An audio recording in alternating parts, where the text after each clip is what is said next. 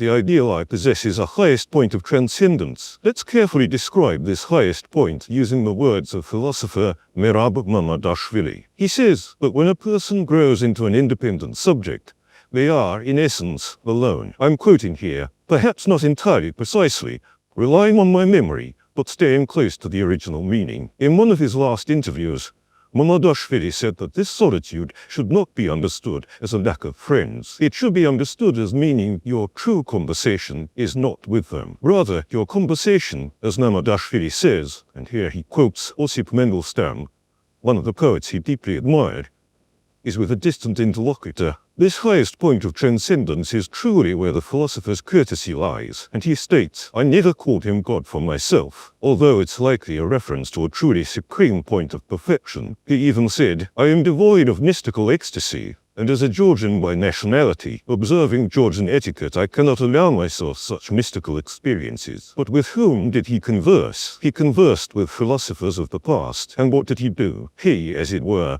recreated them in the present. This position, or to return to psychological terms, the distance between the real self and the ideal self, is the foundation for personal growth. Now, having entered into our 20th topic, let's list the 4 defense mechanisms, hopefully familiar to you, according to another author, post-humanistic psychologists, Fritz Perls, the founder of Gestalt therapy. Why do we start with this step here?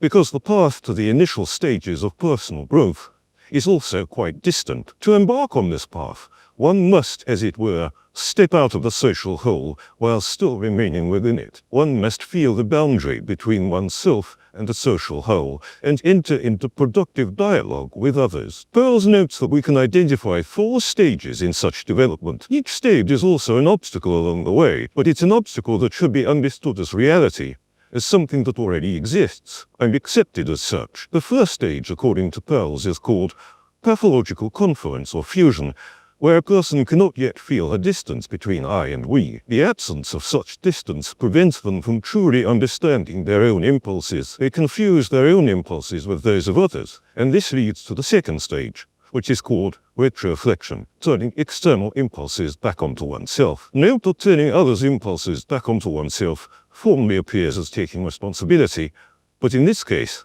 it's truly a purely formal resemblance. The person cannot yet take responsibility for events, because they don't distinguish their own impulses from those of others. And then this leads to the third stage. It might seem that these stages are not movements upward, but downward, towards the disintegration of personality. And this can indeed happen, although, again, we must reiterate that this needs to be accepted as reality.